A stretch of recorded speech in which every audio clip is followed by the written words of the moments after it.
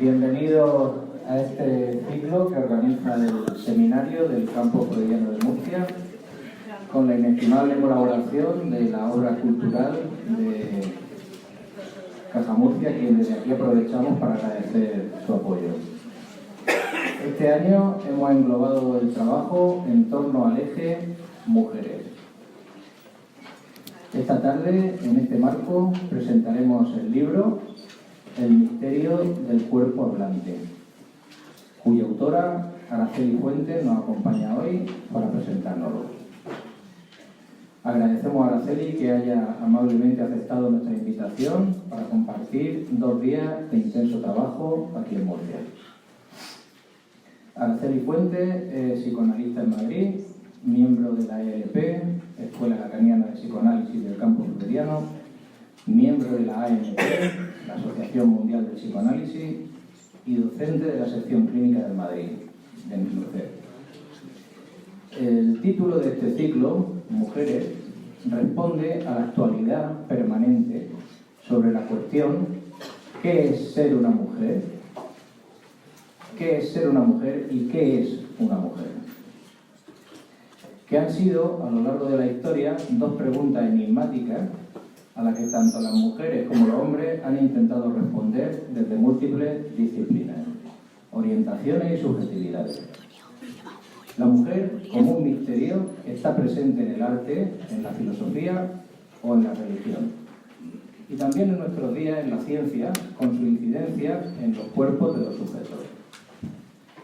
Estas conferencias intentan acercarnos a ese misterio desde 3 lugares: el cuerpo de la mujer en su dimensión sintomática y en su dimensión inspiradora del arte, y la maternidad entendida desde la pluralidad y las diferentes maneras de ser madre hoy. Para introducir la presentación del libro que realizará la autora, contamos con la ayuda de Maribel Sánchez González, psicoanalista en Madrid y miembro activo del Seminario del Campo Freudiano y de Biblioteca de Orientación Lacaniana de Murcia, a quien pasamos ya la palabra, y tras las intervenciones de la mesa se abrirá un turno de preguntas en la sala. Bueno, a ver si funciona esto. Bueno, primeramente,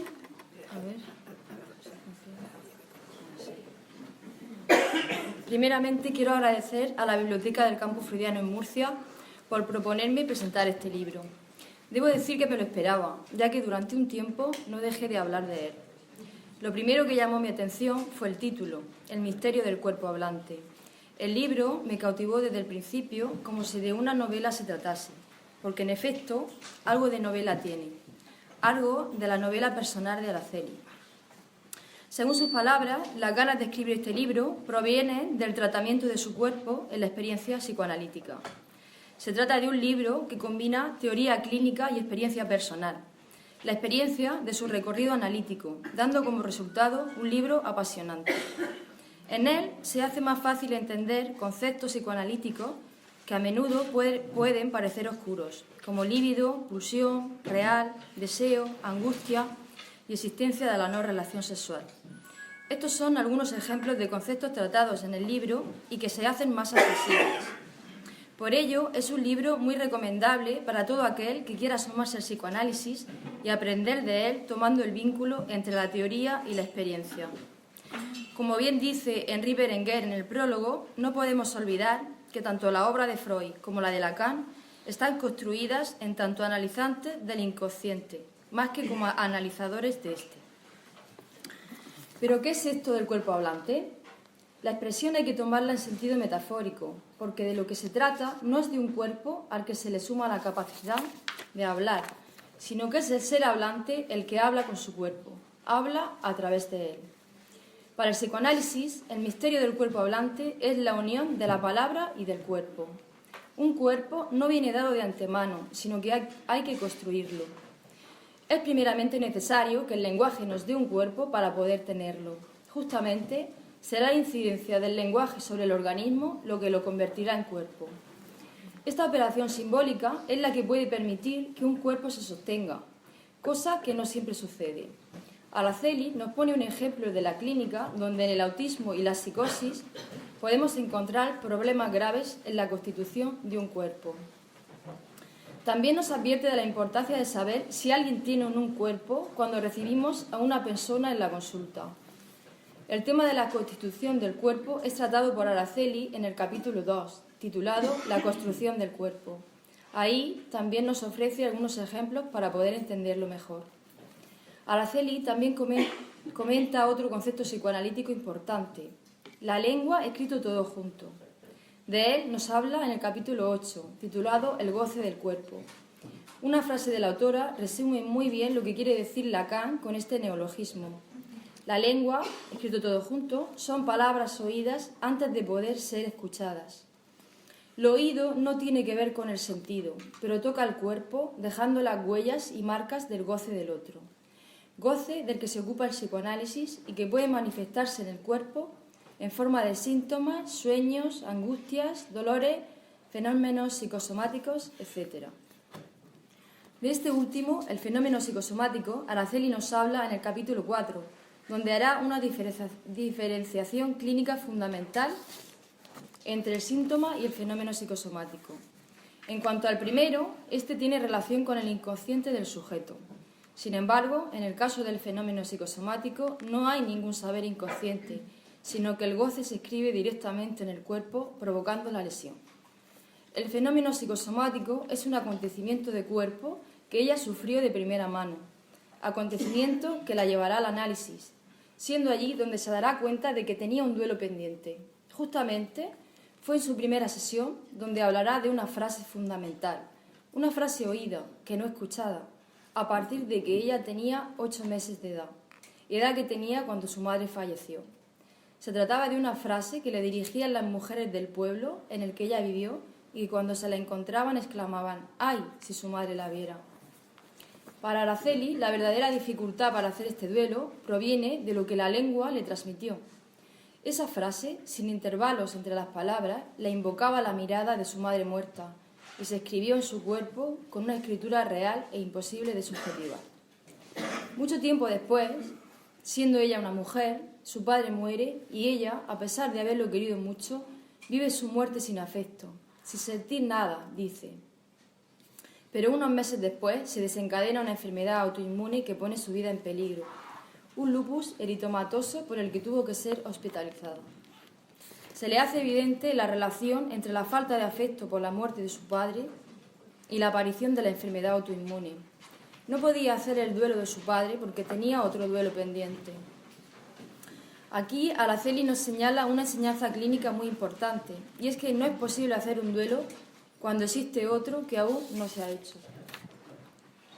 La experiencia analítica es el único modo de poder localizar el goce fijado en el cuerpo en los primeros encuentros con la lengua.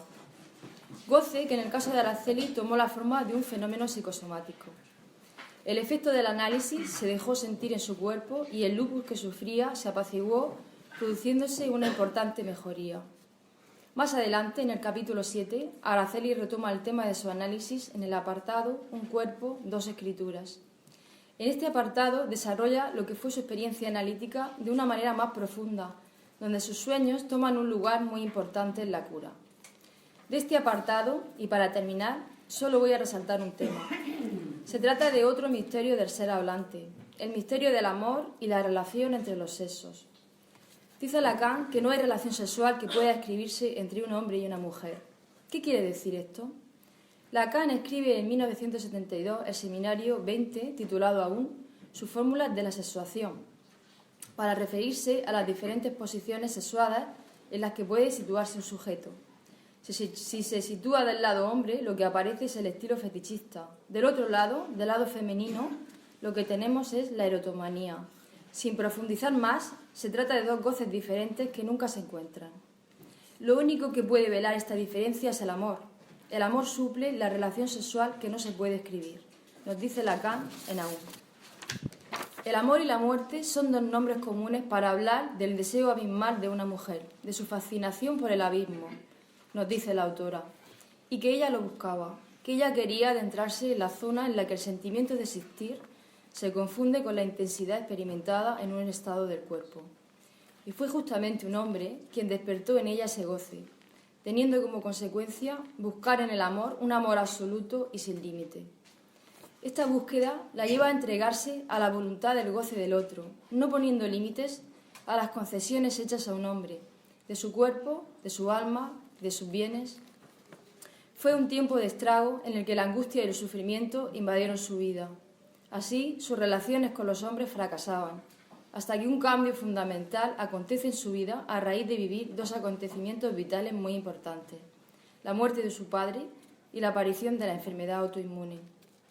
Es aquí cuando pronuncia un "no quiero más", que marcará un antes y un después en su vida y en sus relaciones amorosas.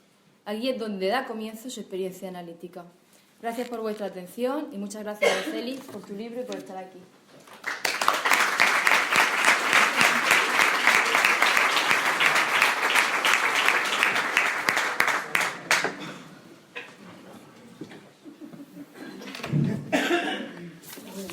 Buenas noches, muchas gracias por la invitación. Es un placer estar aquí. No sé qué tengo que decir. No sé qué decir del libro, no sé por dónde empezar. Bueno, lo que puedo decir para empezar es que no es un libro de estilo universitario, como ya se deduce por lo que ha dicho Maribel del libro, sino que es un libro que surge de una experiencia psicoanalítica, de una experiencia vivida en el análisis, porque el psicoanálisis es una experiencia.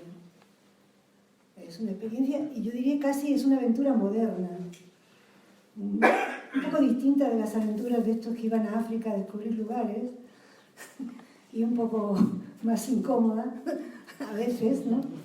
Pero tiene algo de una aventura, porque uno se adentra en lugares desconocidos, que no saben. Pero igualmente para poder ir a analizarse hay que tener un motivo. No va uno a analizarse para ser más, no sé, para saber más, no es posible. La experiencia analítica implica que uno tiene que tener un síntoma para poder analizarse. Y un síntoma es algo que es más fuerte que uno. Esa es una definición de un síntoma. Cuando a uno le pasa algo contra lo que no puede luchar, que se repite, que es más fuerte que uno y que le molesta, evidentemente, ¿no? Si no, uno no va al psicoanalista, ¿no? Entonces un síntoma es algo muy bueno. En principio, porque a partir de ahí puede a lo mejor cambiar de vida, en algunos casos, ¿no? Puede, si quiere, claro. Porque el psicoanálisis implica siempre que el que se analiza tiene que querer. No está todo del lado del analista. El analista ayuda a desvelar algo que el analizante, el que va al análisis, sabe sin saberlo. Vamos a usar la fórmula del inconsciente como lo que uno sabe sin saber.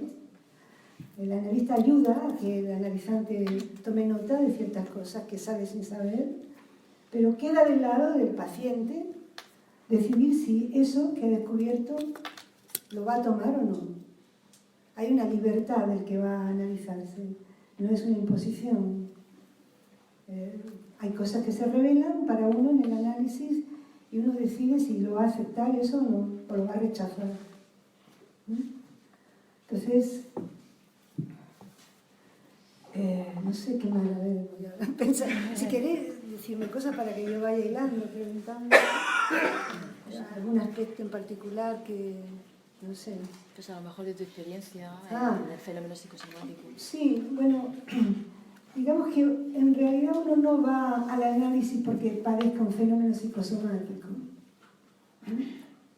Porque el fenómeno psicosomático, que implica que hay una lesión en el cuerpo, al contrario de los síntomas que hablan, de los síntomas de conversión, que pueden ser descifrados y se puede llegar a saber por qué uno tiene un síntoma, el sentido de sus síntomas.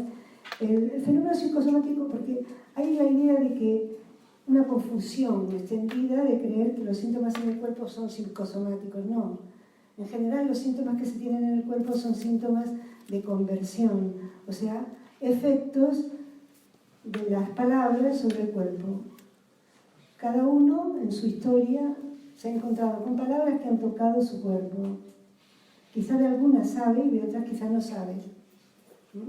En un análisis uno va a descubrir cuáles fueron esas palabras que lo tocaron en el cuerpo, porque lo tocan y quiere decir fijando un goce en él, ¿no? Entonces, el fenómeno psicosomático, sin embargo, no es de ese estilo, sino que es una escritura que está por fuera de sentido completamente, que no llama a la interpretación, que lesiona el cuerpo y que es muda. Entonces no habla y no... El que padece un fenómeno psicosomático lo sufre, o va al médico, va a tratarse con el médico, le dan cuidados médicos, pero no lo toma como algo para ir a pedir un análisis, porque el fenómeno psicosomático cortocircuita el lenguaje, está por fuera del lenguaje, vamos a decir. Yo, aunque tenía un fenómeno psicosomático, no fue por eso que fui a analizarme. Sin saberlo, uno a veces va y no sabe por qué va. Tiene un malestar, pero hay que encontrar la manera de entender la forma, de darle forma al malestar. En realidad, yo después descubrí que había ido porque había un duelo que yo no había hecho, al que se ha referido antes Maribel. Es curioso porque sin saberlo, ya en la primera entrevista con la analista, me vino a la cabeza esta frase de «ay, si su madre la viera», que no es una frase ni olvidada, ni reprimida, pero no estaba ahí presente tampoco, pero es una frase que yo había escuchado a las vecinas del pueblo de Almería, soy de Almería, donde viví, que lo decían, era una manera de hablar de ese pueblo. Era una manera, cuando las encontraba, me decían, ay, si su madre la viera. Ellas habían conocido a mi madre había muerto cuando yo tenía 8 meses, y entonces cada vez que yo las encontraba, me decían esto. Seguramente lo decían desde que se murió mi madre, o sea, desde que era una niña que no hablaba, o sea, que la importancia de la lengua es más importante cuanto antes produce el efecto. Es decir, que esa frase en algún momento yo la escuché sin saber qué significaba, porque segura estoy de que lo dijeron, porque era una manera de hablar ahí en ese pueblo.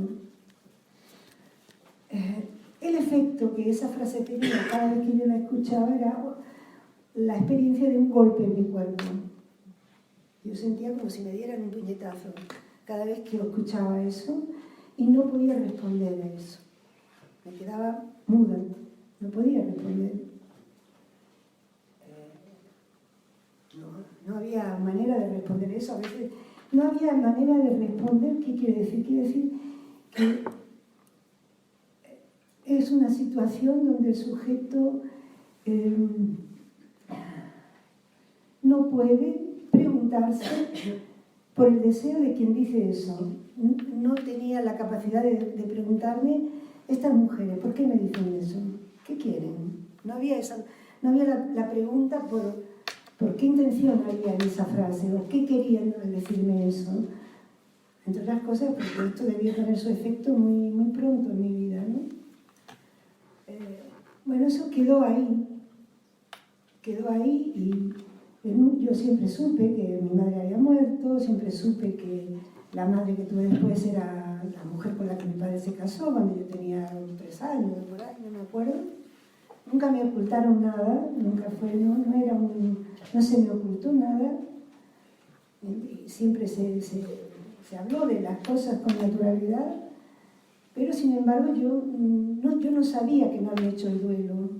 Y el asunto no es tanto que era una edad muy temprana, porque uno puede pensar, claro, ¿cómo hace un niño de 8 meses, como una niña de 8 meses puede hacer un duelo?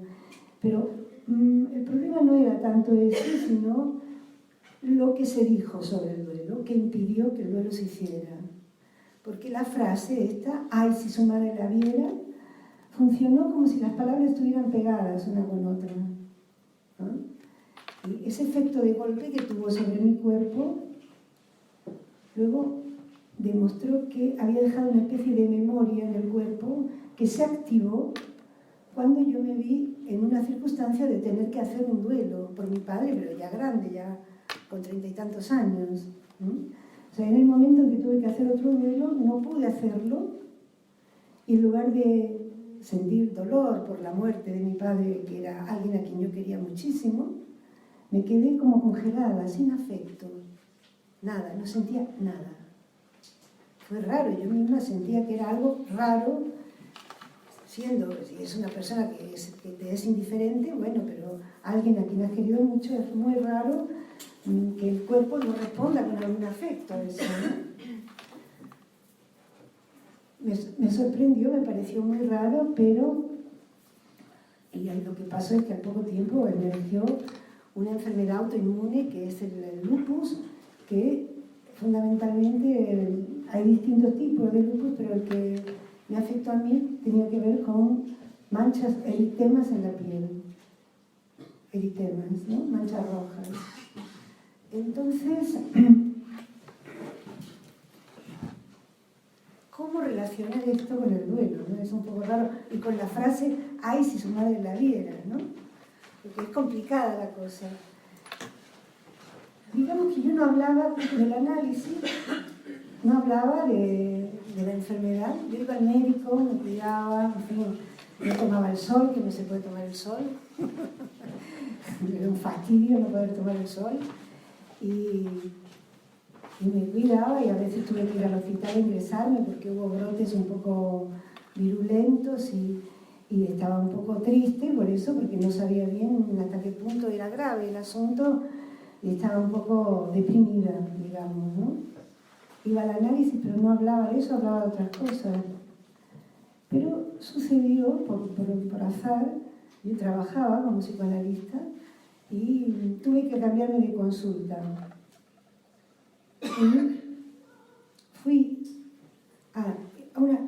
temporalmente, porque todavía no estaba en la mía, temporalmente pasé unos meses trabajando en una consulta en la cual trabajaba una colega a la que yo no conocía, pero me habían dicho que esta colega, que estaba enferma de cáncer, decía que si no se había muerto todavía era porque quería ver crecer a sus hijos. Entonces tenemos la frase, ay, si su madre la viera, que me tocaba a mí, y tenemos la frase de no me he muerto porque quiero ver crecer a mis hijos. ¿Ah? Hay que tener en cuenta las dos frases. Entonces, a mí me sucedió una cosa, yo no conocía a esta mujer, pero un día llaman por teléfono, yo estoy sola en la consulta, cojo el teléfono y es una señora que pide por la psicoanalista enferma que no estaba trabajando. Entonces yo, ni corta ni perezosa, a pesar de que no era para mí el paciente, lo cojo. Cojo al hijo. Era un niño. Entonces pedía para un niño. Entonces yo tomo a ese paciente, de alguna manera robo un niño. Vamos a decir así. Eso se llama en psicoanálisis un acting out. Un acting out. Un acting out es algo que muestra, sirve para mostrar algo que no se puede decir, el acting out. Bueno, robo el niño sin tener ninguna culpa por eso. Y yo no soy una persona desalmada que no tenga culpa, no. Tengo culpa como los neuróticos que sienten culpa. No me pareció que fuera ético, pero no sentía ninguna culpa. Estaba extrañada de que no me parecía que estuviera bien, porque no era para mí. Es verdad que la señora no estaba, aquella para quien iba dirigido el niño no estaba trabajando, estaba enferma. Pero yo lo cojo y lo robo. Entonces voy a mi sesión para hablar de esto, ¿no?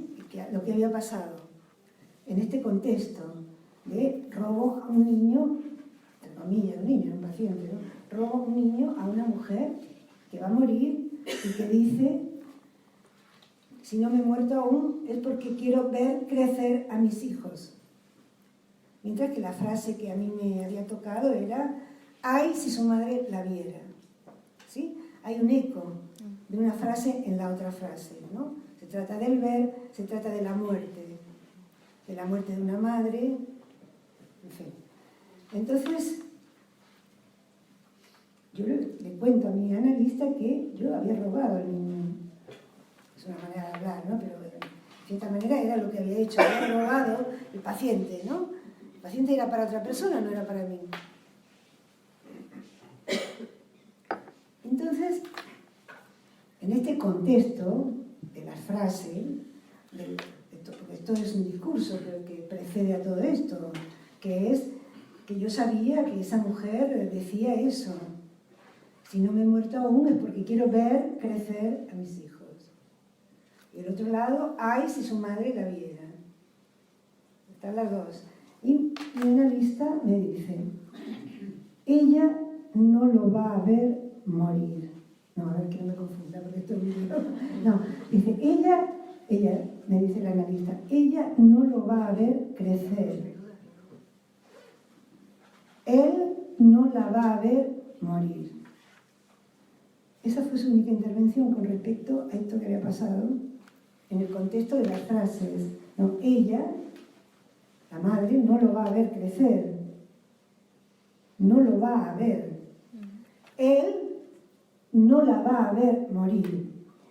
Esta interpretación de Mia Actinao me produjo un efecto de estremecimiento en el cuerpo y tuvo un efecto sobre el lupus a posteriori, porque produjo una separación entre la mirada y la muerte, vaciando la visión de la mirada.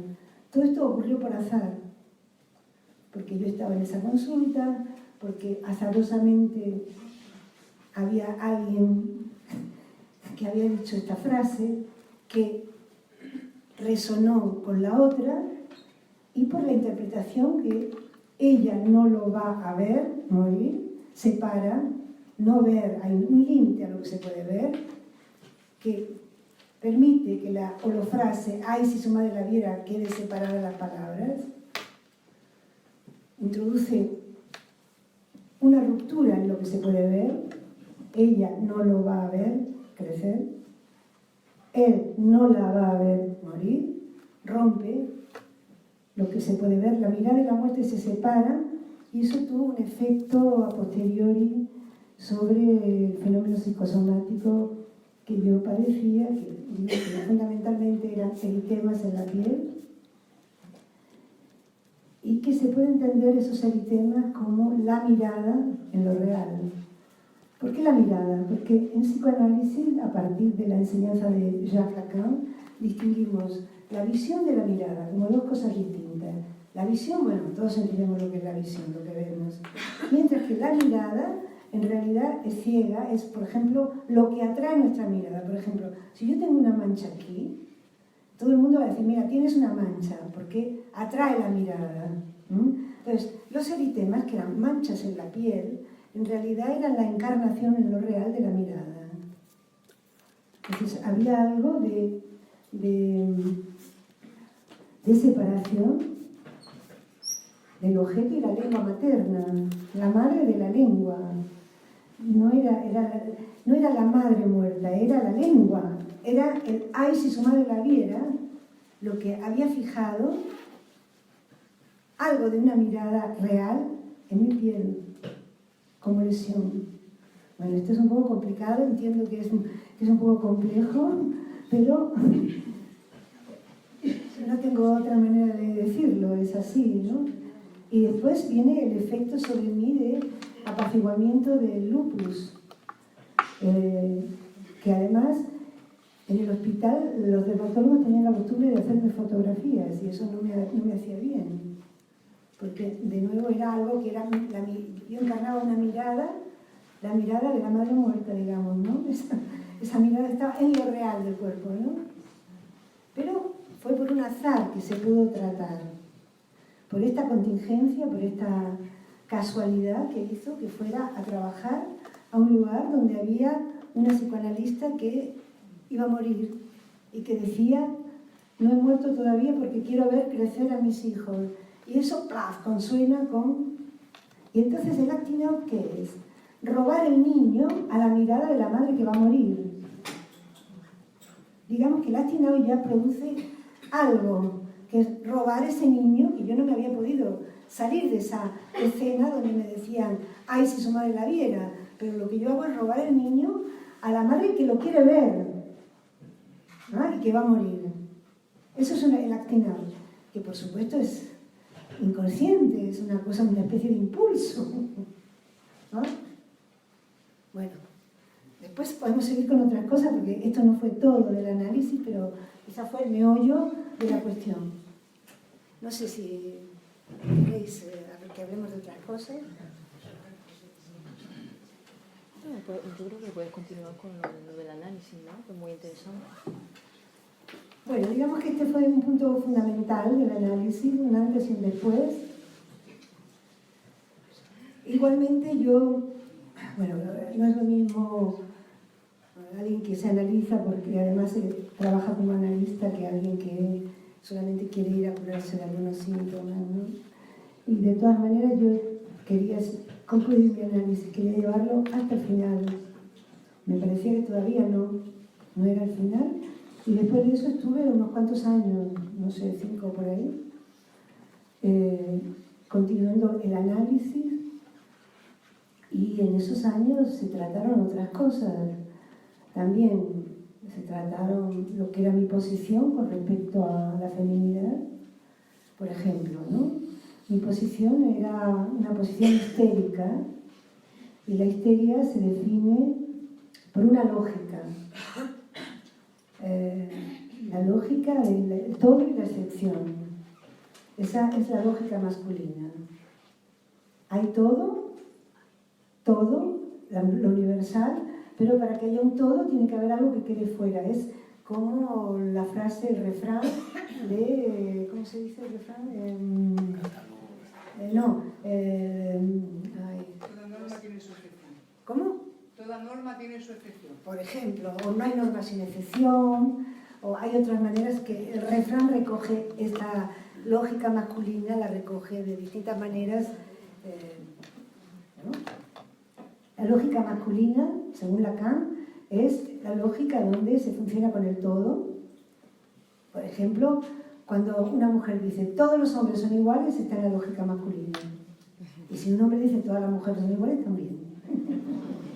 Entonces, se trata de una cuestión de lógica, ¿no? Pero si uno está hablando del todo y quiere hacer proposiciones universales, hablar como todo tal, entonces está en la lógica masculina.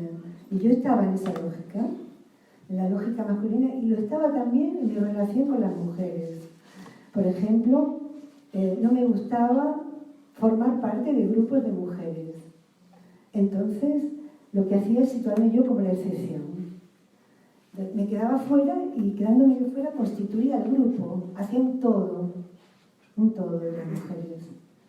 Pero esta lógica es una lógica falsa, porque no hay la mujer. A ver, esto vamos a... Porque es una afirmación un poco así, que si no resulta un poco una abultad, una excentricidad si no se dice por qué, ¿no? Hay para el psicoanálisis dos cuestiones que no tienen respuesta en el orden del lenguaje. Una es qué es ser un padre, la otra qué es ser una mujer. Es decir, que la lengua explica muchas cosas, da cuenta de muchas cosas, pero no es un todo la lengua. No da cuenta de todo. Hay cosas que quedan fuera de lo que la lengua puede decir. Hay un límite a lo que se puede decir.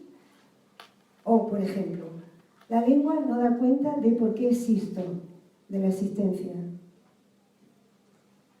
Uno se puede preguntar por qué existo, por qué estoy vivo y no muerto, y no hay ningún tipo de explicación. No se puede encontrar en la lengua nada que explique eso. Y ahí se incluye la mujer, que no se puede escribir como el hombre, como un universal. El hombre sí se puede escribir. Hay el hombre, pero no hay la mujer. Entonces, ¿qué hay? Hay las mujeres.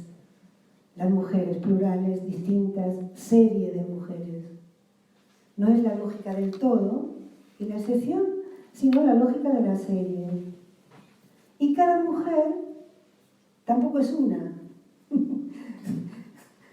sino que es no toda, ¿no?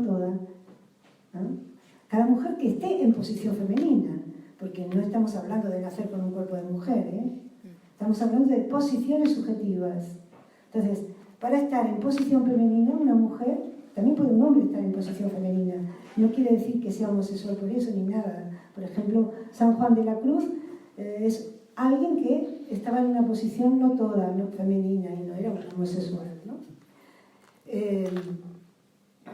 Entonces, no toda, estar en posición femenina quiere decir, o atenerse a la lógica del no todo, quiere decir que el sujeto está articulado al lenguaje, está articulado al goce fálico, sí, pero hay otra parte de su goce que no, que escapa a eso. Esa otra parte que escapa a eso porque escapa a las palabras es lo que hace que se diga de las mujeres que somos locas. Locas, no del todo, pero más bien acomodaticias. Hay en la posición femenina algo ilimitado, algo que apunta al infinito. Cuando una mujer está en posición femenina, creo que eso es lo que se ve, por ejemplo, en el estrago. Cuando una mujer hace concesiones a un hombre sin límite. Hay en una mujer algo que siempre puede llevarla para el otro lado, aunque esté muy, digamos, una mujer también puede estar toda del lado masculino, por ejemplo, la propietaria, la que se sitúa como propietaria, o la madre. La madre está del lado masculino porque es la lógica del tener. Tengo hijos, pero una mujer es madre y mujer, no es solo madre. Algunas quieren ser solo madres, algunas quieren ser solo mujeres, pero hay las dos cosas, madre y mujer. Y cada parte tiene una lógica diferente. La madre tiene hijos, da, etc. La mujer no es eso, apunta a otro lado. No se sabe lo que quiere. ¿Qué quiere una mujer? Es una pregunta fundamental en psicoanálisis.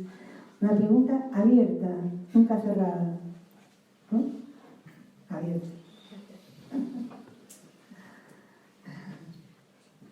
Bueno, el asunto que en un psicoanálisis se puede cambiar de lógica. Entonces, yo estaba en esa lógica y recuerdo que una vez en una sesión le dije a mi analista, estaba enfadada con una colega, entonces le dije a mi analista, porque le voy a demostrar que ella no es un hombre. Así, toda enfadada. Y escucho de atrás que dice, ¿cómo era? Lo logró. Y yo me quedé patidifusa. ¿Qué logré? ¿Qué estoy diciendo? ¿Qué es ser un hombre? ¿Qué es ser una mujer? Esa afirmación de mi analista, que iba en la misma dirección de mi afirmación, como si yo supiera lo que es un hombre, como si se pudiera saber. No se puede saber. No se puede saber. Por eso hay algo de las feministas extraviado, porque las feministas se rigen por una lógica masculina, del más y el menos. Por la idea de que las mujeres tenemos menos, no tenemos menos ni más, que es otra lógica diferente, ¿no? Está bien pedir los derechos civiles, los derechos laborales, todos los derechos, por supuesto, faltaría más, pero hay la posibilidad en una mujer de acceder a otro goce diferente, que hace que seamos más rebeldes, menos sometidas, más a nuestro aire, menos previsibles. ¿No? Hay esa cosa un poco loca, no del todo, pero y a veces hay la locura, ¿no? Hay perderse en eso. A veces en el amor una mujer se puede perder. No sé si habéis visto una película de Kubrick que se llama Eyes Wide Shut, Sí. ¿cómo se llama? Nicole Kidman. Con Nicole Kidman y Tom Cruise. No sé cómo se traduce. Bueno, da igual. El asunto es un matrimonio neoyorquino. Ella es médico de clase alta. Y en una noche han fumado un canuto de marihuana y están hablando así un poco sueltos, digamos. Y entonces él le dice a ella que hace una afirmación del tipo, porque yo te conozco. Bueno, no podía decir nada peor. Entonces, ella le va a mostrar que no la conoce nadie y que no sabe quién es. Que él cree que la conoce, pero no sabe. Entonces ella le dice, ¿te acuerdas el día no sé qué que fuimos a cenar a un restaurante? El otro le dice, sí, sí, me acuerdo. Dice, pues había ahí unos hombres, unos marinos, y uno me miró de una manera que si me hubiera dicho, ve, me hubiera ido con él y hubiera dejado todo. A ti, a mi hija, el apartamento maravilloso, todo. ¿Ah? Entonces, es de alguna manera para mostrar que esta creencia de que un hombre conoce a una mujer es errónea completamente. No, siempre hay algo imprevisible, algo que puede escapar a eso, ¿no? Entonces yo, el día ese que le digo a mi analista, voy a demostrarle a mi amiga que ella no es un hombre, también creía que sabía que era un hombre, que era una mujer, pero cuando mi analista dice, lo logró, que es una interpretación que va en el mismo sentido de lo que yo estaba diciendo, me deja estupefacta. Yo empiezo a preguntar, ¿lo estoy diciendo? ¿Qué sé yo? ¿De que es un hombre, que es una mujer? Ya eso me hizo cuestionar absolutamente esa certeza que tenía un segundo antes. Un segundo antes yo sabía lo que era un hombre y una mujer. Y se lo iba a demostrar a mi amiga. Y un segundo después estaba patas arriba todo. Me daba cuenta de que estaba diciendo una tontería como un que me daba vergüenza a mí. De lo que estaba diciendo,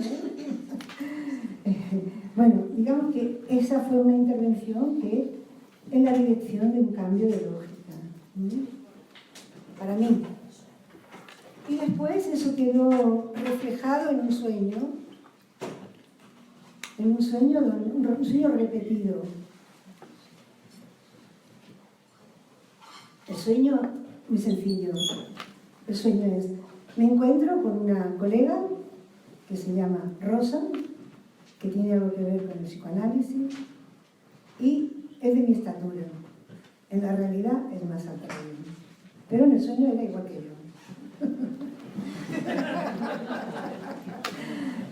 A la noche siguiente otra vez sueño, me encuentro a otra que se llama también Rosa, que también tiene que ver con el psicoanálisis, y lo mismo, de mi estatura, en la realidad mucho más alta que yo. Entonces, bueno, las risas supongo que se deben a que todo el mundo entiende la interpretación freudiana del asunto, un deseo de ser más alta, que se realiza en el sueño. Esta es la interpretación freudiana del sueño. Pero yo trato de ir un poco más allá y digo, no, vamos a ver, vale, eso ya lo sé yo, ya sé yo que siempre he querido ser más alta y con los ojos verdes, ¿qué vamos a hacer? Ni más alta ni con los ojos verdes, pero algo más tiene que haber en el asunto, ¿no? Entonces me di cuenta que esos dos sueños me sitúan entre dos R, en una serie, una R, A, R. Y entonces que en esa serie encuentro una satisfacción que no encontraba en la posición de excepción frente a los grupos de mujeres, como yo me situaba. Y encuentro que hay una manera de estar con las mujeres distinta, donde en serie, no en grupo y yo fuera, sino en serie, una.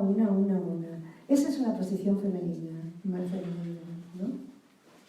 Que la otra. Bueno, son lógicas, no se pueden entender así de primera mano, pero quizá evocan cosas, ¿no? Bueno, si quieren preguntar algo, comentar algo, decir algo, me dan pie a continuar. Bueno, entonces, para abrir un poco el debate, se podría decir, el cuerpo para el psicoanálisis, ¿se podría decir que es distinto al cuerpo de la medicina? Sí, totalmente. Totalmente. La primera sorpresa que viene de la clínica psicoanalítica es saber que hay sujetos que no tienen cuerpo. Tienen un organismo, todo el mundo nace con un organismo, pero lo que llamamos cuerpo en psicoanálisis es el efecto, es una obra de arte el cuerpo, es un efecto del discurso. Es el efecto de distintas cosas que tienen que concurrir para que lo haya. Por ejemplo, bueno, la prueba de que hay sujetos que no tienen cuerpo es que hay sujetos que se dan golpes y no tienen nada, o que no creen en las enfermedades que tienen. Pueden tener una enfermedad mortal, el SIDA, y decir que no cuidarse, no hacer nada, ¿no? Yo he atendido a un señor que estaba con un cáncer y no quería, no subjetivaba de que hay un cuerpo y además es mortal, ¿no? Hay algo. Y luego los niños también, a veces se ven niños que se caen sin que haya lesiones orgánicas, que tienden a caerse mucho, o que tienen ciertas dificultades. Entonces, con estos sujetos hacemos un trabajo de construcción de un cuerpo. Para que haya un cuerpo, el lenguaje tiene que haber operado de determinada manera. El modo en que el lenguaje nos atrapa es muy importante, tanto para tener o no un cuerpo, lo que implica que...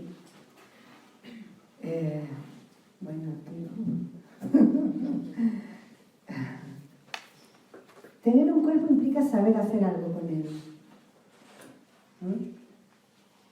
Y no somos el cuerpo, hay una distancia entre nosotros y nuestro cuerpo. No nos identificamos así. Incluso a veces tenemos dificultades para aceptar, ¿no? La primera forma en que se construye un cuerpo es en lo que se llama en psicoanálisis, a partir de Lacan, el estadio del espejo, que es algo que ocurre entre los 6 y los 18 meses, y es el momento en el cual el niño puede identificarse con su imagen reflejada en un espejo. Es decir, nosotros adquirimos una idea de nuestro cuerpo como totalidad a partir de aprenderlo fuera de nosotros, en un espejo. Pero eso no es automático, no es algo que se produce así, y siempre, y en todos los casos, sino que hace falta que el adulto que está sosteniendo al niño libidinice esa imagen del niño, y cuando el niño se vuelve para mirar al adulto, hay algo en un juego de miradas que se produce ahí, haya una especie de consentimiento del adulto a esa libidinización de la imagen del niño. Si el adulto es indiferente, va a haber problemas. Es decir, que no basta con mirarse en el espejo, sino que esa imagen tiene que estar cargada libidinalmente, es decir, tiene que representar algo para el adulto, no serle indiferente. Y es ahí donde el niño, por primera vez, tiene una imagen de totalidad de sí mismo, y lo que llamamos el cuerpo, en el psicoanálisis, esa imagen de totalidad, que es el fundamento de su yo. Porque el niño va a decir, soy yo. O sea, que el yo, que creemos tan autónomo y tan maravilloso, en realidad tiene un origen alienado en esta operación de identificación a la imagen del cuerpo en el espejo. Entonces, en este estadio temprano pueden suceder montones de accidentes y haber dificultades. Por ejemplo, he atendido a un joven que, por ejemplo, tenía miedo de no reconocerse en el espejo. A veces sentía que las partes de su cuerpo se separaban. Hay montones de dificultades con el cuerpo que vienen a la clínica, que estamos acostumbrados a escuchar en la clínica, cuerpos separados o sujetos que tienen mucha dificultad para que su cuerpo no se vaya. En fin, a veces las películas recogen un poco estos fenómenos que en la clínica tenemos, ¿no? Después, otra de las cuestiones es que el lenguaje tiene que operar sobre el cuerpo, produciendo una pérdida. Si pensamos, por ejemplo, en el cuerpo de un animal salvaje y el cuerpo de un humano, son muy distintos. La otra cuestión es que el niño tiene que articular sus necesidades en palabras. Se ve obligado a eso. Tiene que pedir. Y una vez que pide y se aliena a la lengua, hay algo que pierde, la vitalidad esa plena de los animales salvajes, no de los animales domésticos que ya están bajo el mismo efecto, bajo el efecto un poco neurotizante, ¿no?, de sus dueños, pero los animales salvajes tienen algo de plenitud, ¿no? No veo una leona en África y es algo especial, ¿no? No es mi perro ni mi gato, que están ya afectados por el lenguaje. Y pues me he olvidado. Bueno, decía que el hecho de tener que pedir implica un régimen completamente distinto, porque se introduce la demanda, y con la demanda y la palabra se introduce el equívoco, y cuando uno pide no solo pide lo que necesita, pide por capricho también. Pide y no pide a veces. Cuando un niño empieza, mamá, mamá, mamá, mamá, mamá, ¿no? Y la madre, ¿qué? Y el niño, mamá, mamá, mamá. Hay algo donde no es que pida nada en concreto, sino que es algo de la ausencia o presencia del otro lo que está en juego. Es decir, que la demanda, la petición, también implica una demanda de amor, más allá de lo que se pide. Más allá de lo que se pide hay una demanda de amor al otro. Pero ya estamos introduciendo con el lenguaje, separándonos del instinto que tiene ciclos y está ordenado, y estamos entrando en que un ser humano puede decidir morir de hambre. O que un ser humano puede decidir no comer para preservar un espacio vacío porque lo asfixian con la papilla de lo que tienen. Es la anorexia. La anorexia es cuando hay distintos tipos de anorexia, ¿no? Pero la anorexia neurótica es cuando la madre asfixia al niño con la papilla de lo que tiene. Porque el amor no es dar, no es la generosidad. Una cosa es la generosidad y otra cosa es el amor. Y el amor implica dar, transmitir algo de lo que a uno le falta. No mostrar como que uno tiene todo y le aplasta al otro con la papilla. El amor es dar lo que no se tiene. Y lo que uno no tiene es su falta, confesar su falta. Algo que entra en colisión con la posición masculina, que es una posición del tener. Tengo un coche, tengo una mujer, tengo bienes, tengo, ¿no? El tengo. Bueno, entonces confesar, te echo de menos, eso es dar un signo de amor. Decirle a alguien, te echo de menos, me faltas. ¿No? Eso. Por ejemplo, cuando uno hace un regalo se sabe si el regalo está hecho como un signo de amor o como un signo de ostentación o de generosidad. Te compro esto para demostrar cuánto tengo yo, pero no tengo en cuenta para nada tus gustos, ¿no? O cualquier cosa puede ser un signo de amor, no tiene que ser caro en absoluto, ¿no? Bueno. Sí. ¿Y la autoestima qué? La autoestima. ¿Qué es la autoestima? Porque eso es fundamental. Pero, sí, el amor propio. El amor propio. El amor propio tiene que verse a sí mismo, ¿eh? Es muy importante. Efectivamente. Pero el amor propio se produce en el estadio del espejo. El cariño propio. No, amor propio, de acuerdo, amor propio. Sí, no vamos a confundir el cariño propio y el amor propio. El amor propio se da en esta experiencia del espejo, cuando realmente el adulto diviniza la imagen del niño. Ahí hay amor propio. Y cuando no se tiene amor propio, la cosa no va bien. Ahora, esto de la autoestima es otro rollo, ¿eh? Ese es otro rollo, un rollo distinto. Un rollo distinto, sí. Si no te quieres tú, ¿quién te va a querer? No, eso no es verdad. Sí. Uno no se autoquiere. Puede haber amor propio, pero no hay autoquererse. No. El amor implica el otro. Hay que No. quererse también. Bueno.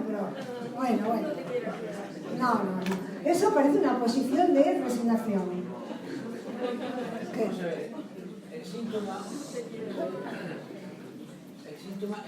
del cuerpo, el síntoma compulsivo, Sí. es una forma de escritura. Sí. Puede haber una lectura, puesto que hay uno dirigirse hacia un otro. Sí. Mira que tú estás hablando del fenómeno psicosomático. Y estás hablando del fenómeno psicosomático que produce un daño en el cuerpo. Una escritura real. Otro tipo de escritura. Sí. Ahí la encontramos con la cuestión de la causa, de la causalidad. Sí, no hay causalidad. Pero choca también con decir que algo que tiene que ver con lo psíquico produzca un daño en el cuerpo. No, lo psíquico no, la lengua. Con la lengua. Porque estamos acostumbrados que viene un discurso médico donde lo que se busca son las causas externas de tipo agresivo. Ya, pero es que el psicoanálisis es un otro discurso distinto, ¿no? Y pero, ¿cómo puede casar entonces, por ejemplo? No hay casamiento, hay divorcio. No hay casamiento entre el discurso de la medicina y el discurso del psicoanálisis. No lo hay. Para el psicoanálisis, entre la causa y el efecto, hay un agujero, un vacío. ¿Cómo hablar entonces con la medicina al respecto de los casos donde lo que hay es un daño en el cuerpo? Bueno, por ejemplo, mostrando la clínica. Yo creo que no hay más manera de hablar con los médicos que mostrar los casos, la clínica. Por ejemplo, esto del fenómeno psicosomático, yo lo expuse en Clermont-Ferrand en un congreso que hacen todos los años de medicina y psicoanálisis. Porque hay una conversación, puede haber una conversación entre algunos médicos que no son sordos, ¿no? Que hay médicos sordos y médicos que no son sordos. Algunos médicos que no son sordos y los psicoanalistas también. Y en Clermont-Ferrand y en algunos lugares hay una conversación, como por ejemplo con todos los problemas que tienen que ver con la fertilidad, la maternidad, etcétera, etcétera, que es un terreno abonado, un terreno muy particular, donde es interesante que haya conversación, porque a veces una mujer no se queda embarazada por múltiples motivos que no son exactamente porque físicamente no pueda, ¿no? Hay terrenos donde los médicos y los psicoanalistas pueden conversar, pero siempre cada uno en su discurso.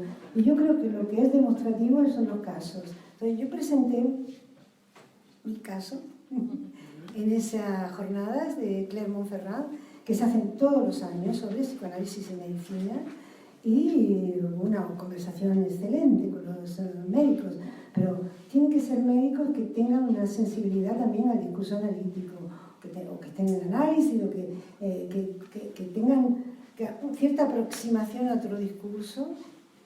Vamos a ver, Freud era médico, ¿no? Era neurólogo y tuvo la capacidad o el deseo de escuchar que había otra causa que no era la causa orgánica.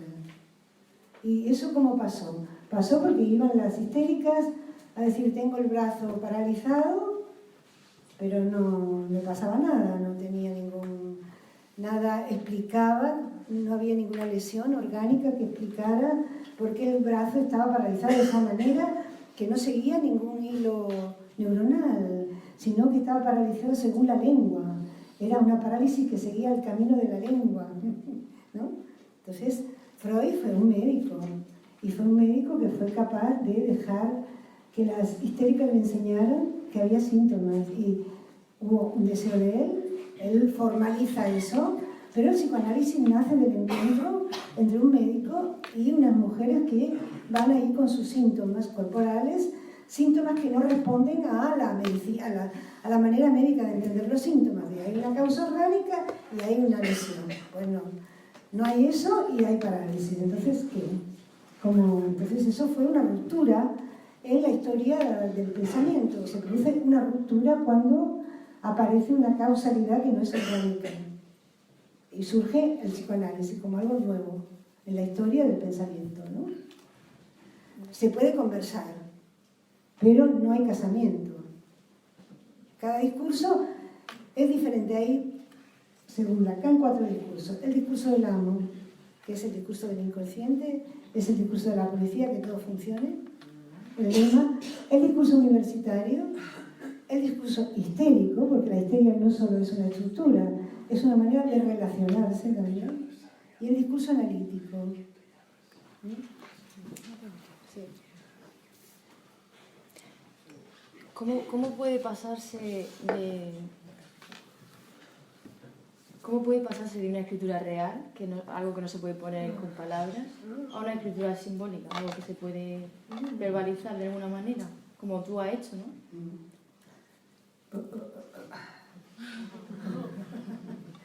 Bueno, vamos a ver, esto es complicado.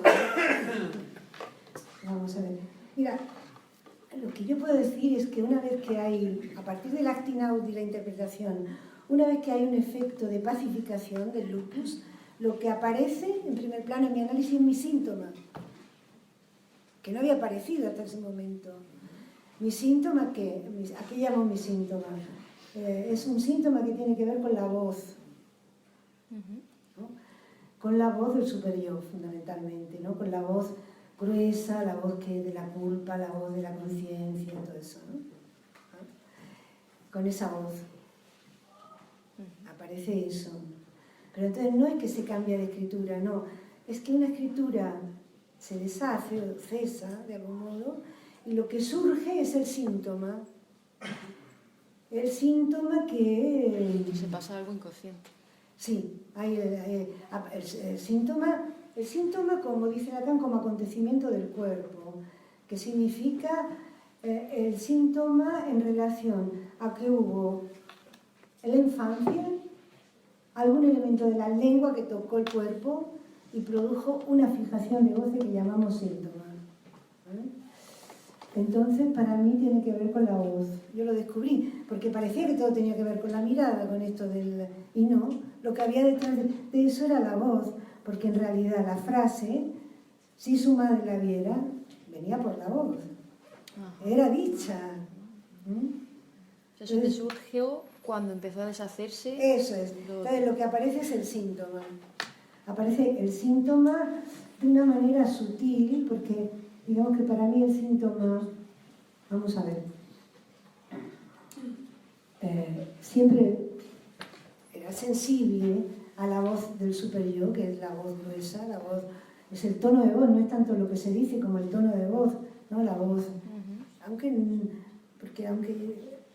sensible a eso, a pesar de la angustia que me producía eso, yo no hacía caso a esa voz, porque cuando uno se somete a la voz de la conciencia, cuanto más se somete, más exigente se vuelve la conciencia. Esto lo descubre Freud. Cuanto más se culpabiliza uno y cuanto más caso hace a los imperativos de la conciencia, peor va todo. Esto es así. Hay que saberlo, esto lo sabe el psicoanálisis, lo descubre el psicoanálisis, ¿no? Si uno quiere ser bueno, le va fatal. Fatal. Hay que saber qué hay de malo en uno. De malo, entre comillas, porque si se psicoanaliza no es ni malo ni bueno, es de qué goza, la pulsión que lo habita a uno, ¿no? Lo que iba a decir es que para mí, lo que respecta a mi manera de hablar, había algo brusco, había una cosa brusca, una cosa así un poco, ¿no? Entonces, eso se fue metabolizándose de alguna manera y pude hablar un poco más metonímicamente, menos cortante. Eso cambió. No se perdió el goce de la voz, sino que se metabolizó, cambió eso. No puedo decir que no hay veces, momentos donde me encuentro con la voz del superior, claro que sí, no desaparece, eso no desaparece, pero está la cosa de la posición que uno toma frente a eso y si uno es capaz de pagar el precio de angustia que eso suscita. Siempre hay que pagar un precio. Había una pregunta, sí. A ver, cuando ha dicho lo de las magulladuras, que hay personas o niños que sienten menos. Bueno, quería saber si viene a ser algo parecido al no sentir cuando la muerte, por ejemplo, de su padre, a esa reacción de no sentir. Bueno, no sé si. No, yo no he hablado de magulladuras. He hablado de caerse. Sí, los niños de que se caen y no hay ninguna explicación. Hay que saberlo caso por caso. En general no podemos decir nada. ¿Sabes? Solamente escuchando a un niño se puede saber. No se puede decir en general, ¿sabes? ¿Por qué un niño? no sentir el dolor. Que no sienta el dolor. Bueno, hay que saber, hay que hablar con el niño. Hay que escucharlo un poco. Si no, no se sabe. No hay generalidad en el psicoanálisis. Es cada caso. No hay generalidad. Entonces, en psicoanálisis pasa algo raro. Sí, muchas cosas raras.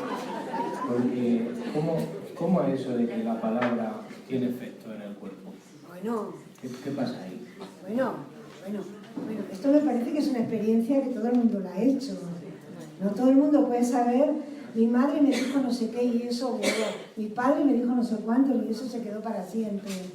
Todo el mundo ha hecho la experiencia de que hay palabras que te tocan. Todos sabemos que con el discurso se puede animar a un pueblo y convencer para que haga tonterías o para que vaya a la guerra. Sí, se puede, ¿no? La palabra moviliza. O atonta. La palabra tiene un poder, hay un poder de la palabra. O sugestiona. Hay un poder de la palabra, ¿no? Y la palabra toca los cuerpos, pero toca no el sentido de lo que se dice. Lo que toca son los sonidos. Digamos que el niño no entiende lo que se dice al principio, ¿no? Cuando los niños lalean, hacen el laleo, ¿no? Esto de papá, ¿no? Todos estos sonidos que gozan de la lengua sin sentido, eso es la lengua que ellos escuchan, que no saben qué es, son sonidos, pero en esos sonidos el adulto les transmite algo del goce propio del adulto. Hay la manera de respirar, la manera de hablar, si es una canción, si es muy duro, si es muy suave, hay montones de maneras de hablar que tocan el cuerpo, lo erotizan a veces también, ¿no? La palabra, también la mirada y también todos los toqueteos que hacemos de los niños, ¿no?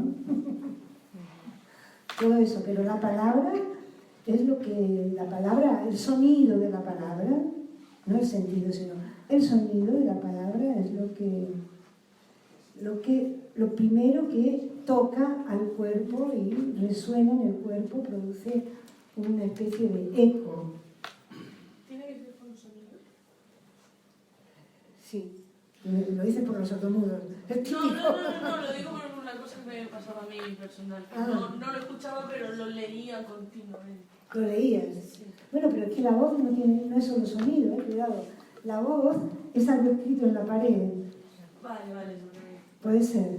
Cuidado, la voz no cree que es el sonido, pero no. Vale. ¿No? Puede estar escrito, puede ser sin ruido. Sin ruido. De hecho, en psicoanálisis, en el análisis, el tratamiento de la voz implica vaciarla un poco del ruido, ¿no? Del ruido que hace. Bueno, entonces, esto ya es muy complicado.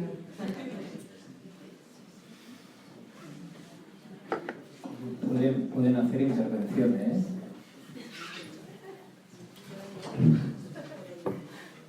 Yo quería decirle una cosa a la señora de la autoestima.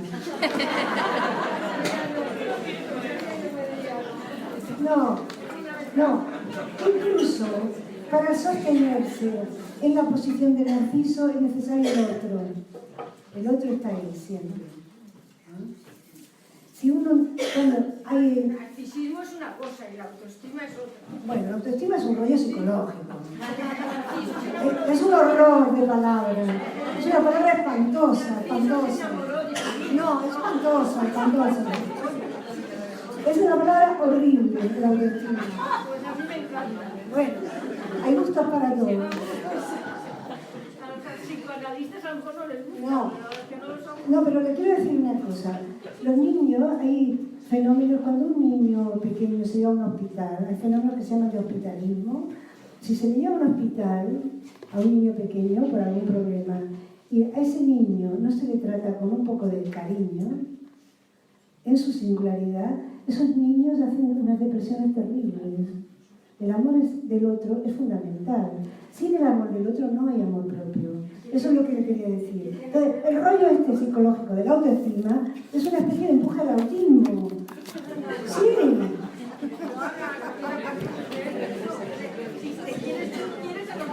No, pero tú no te quieres si no te han querido. Si alguien no te ha querido, no te quieres. No, si no hay el deseo del otro, te va a ir mal en la vida. No. Si uno es indiferente para el otro, para sus padres, le va a ir fatal. Fatal. Si una madre lleva a su hijo en su vientre como si fuera un objeto, una cosa, Es terrible el futuro que le espera a esa niña. Ay, necesitamos el amor, se siente, pero es así.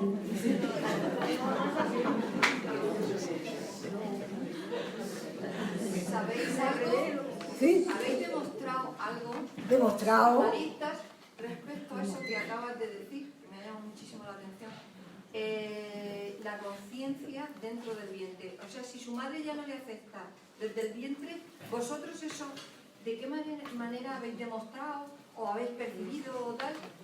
Eso que acabas de decir, porque Bueno, yo lo he oído mucho como leyenda, sí. pero Mira, tú que eres no. especialista y científica, a ver, Es una constatación, es una hay constatación en la clínica, sí.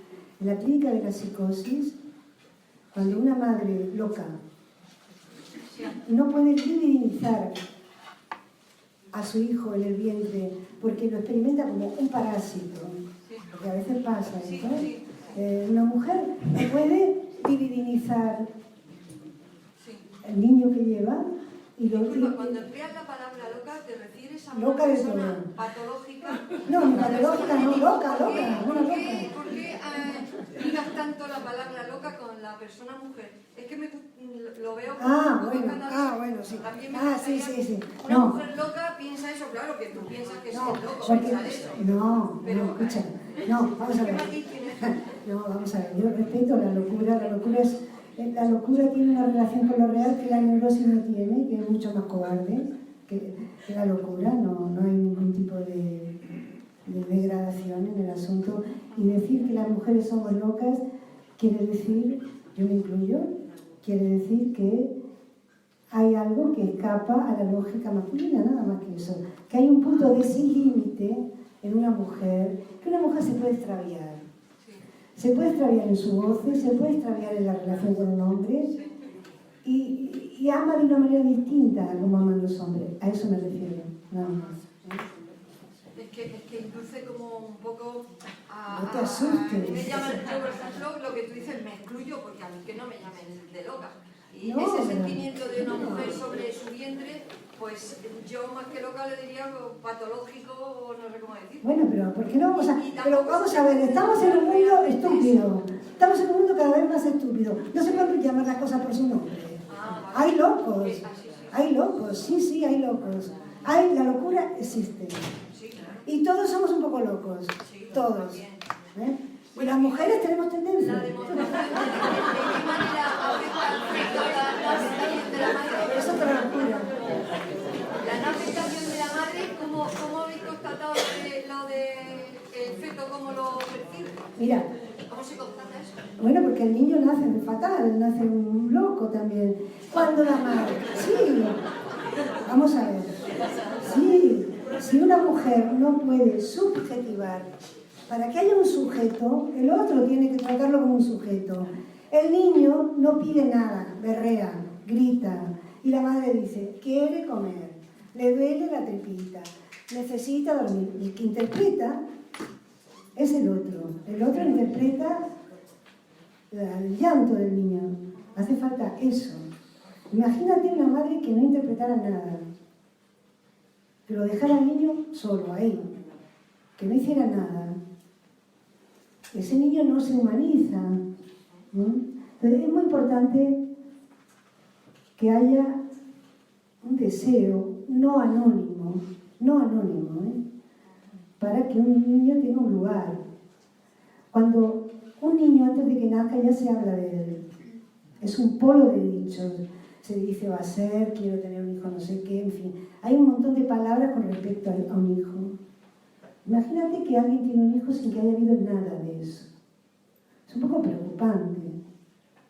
Empieza a ser un poco preocupante. Y luego, no, lo que ¿Cómo el niño se entera de eso? Si yo, a lo mejor mi madre a mí no me quería, pero yo ya crecí cuando tenía 3 años, 4 o 5. No es así, porque tú... Por eso te lo pregunto, porque no lo sé. Es la palabra lo que funciona como transmisor, la palabra. Tú naces a un mundo donde se habla y donde se dicen cosas. Y la madre dice, cuando tú naciste no sé qué.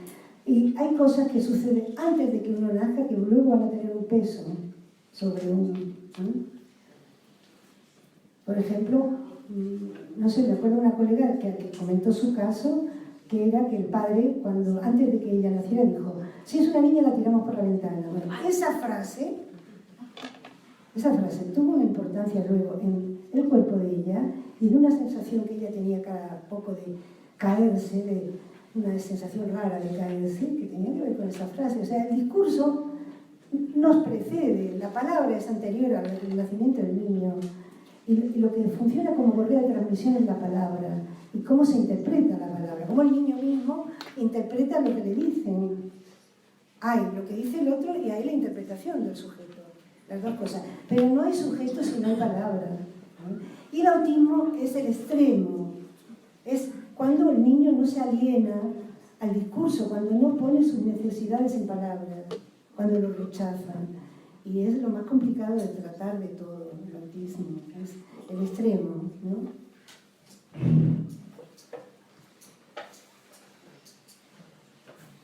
¿Y el niño que procede de un vientre de alquiler? ¡Wow! No sabemos. No necesariamente. No es necesariamente. Es verdad que la ciencia ha introducido variables que antes no existían, pero no sabemos. Habría que ver caso por caso. Habrá niños que... Mira, por ejemplo, también hay otra cosa, ¿no? A veces están los niños que son concebidos como medicina para los hermanos. Esto existe también. Es otra modalidad que la ciencia actual ha introducido, modalidades, cosas nuevas, que para que eso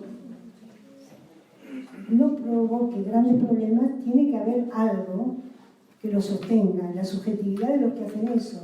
O sea, si se concibe un hijo solamente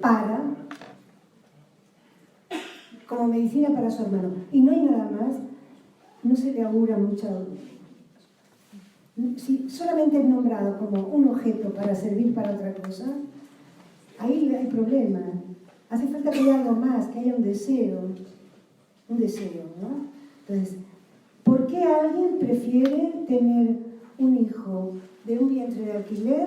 Bueno, por ejemplo, puede haber una pareja homosexual. Está Cristiano Ronaldo, que tiene 2 hijos así, ¿no? Ahora ha tenido un hijo natural, pero ha tenido 2 hijos concebidos en Estados Unidos. ¿Por qué ese hombre ha querido eso? No sé. Quizá él tenía problemas con las mujeres, no quería compartir un hijo con una mujer, no sabemos, habría que saber, ¿no? Pero es importante que haya un deseo, que no sea anónimo. Entonces, las cosas son complicadas, no se puede decir para todo niño que sea producto de un vientre de alquiler, porque puede haber una pareja de homosexuales que no tengan otra opción que esa y que quieran a su niño y que la cosa vaya bien, ¿no? Que no lo sabemos. ¿Qué le va a pasar a los 2 hijos estos de Ronaldo? No sabemos, ya veremos, ¿no? Pero lo que sí sabemos es que si para un hijo lo único que se quiere es que sirva para algo, eso no va bien. Si además no hay un deseo, eso sí lo sabemos. Pero lo sabemos y ¿de qué nos sirve? De nada. No le vamos a prohibir a Ronaldo que haga eso, ¿no?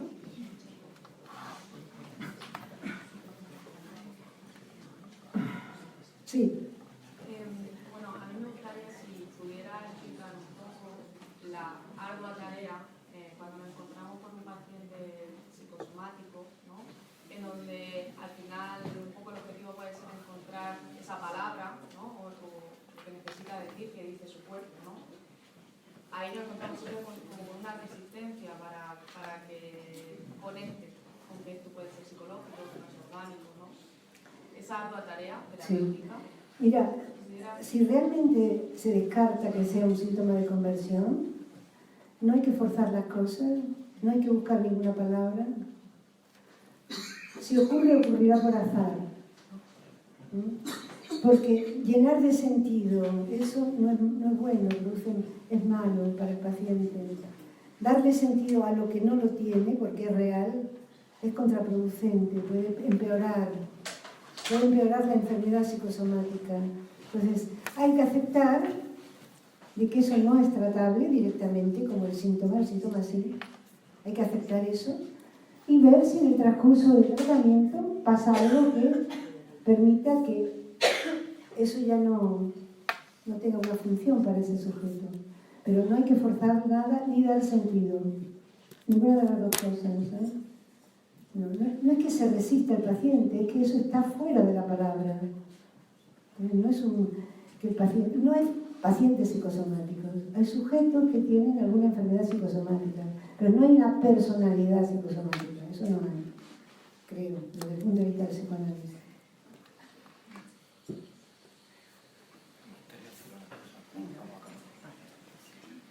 Es que yo me he quedado también con lo de la autoestima. Yo, respecto a la autoestima, pienso que es mucho más interesante no quererse siempre. Respecto a la autoestima, pienso que es mucho más interesante no estar queriéndose siempre. Creo entender lo que usted ha... No, creo que lo han entendido usted un poco exageradamente. Ya no lo imaginamos. Es quererte a ti un poco también y a través de ti a los demás. La gente que no tiene autoestima está muy mal. Sí. Puede provocarle una depresión tremenda. Y a mí me da mucha pena la gente que se deprime. Y se deprime porque no es capaz de controlarse, ¿no? Daría para... Para mucho. Bueno, pues... En la hora... La última pregunta. Bueno, yo no me he leído tu libro, pero lo voy a leer. Muy bien. Bueno, pues muchísimas gracias por la asistencia y ¿cuándo es la siguiente? El 11 de mayo. Y el 11 de mayo hay Tenemos otra... la siguiente. El cuerpo materno y el impulso creador. ¿Cuándo? El 11 de mayo. Bueno, muchísimas gracias.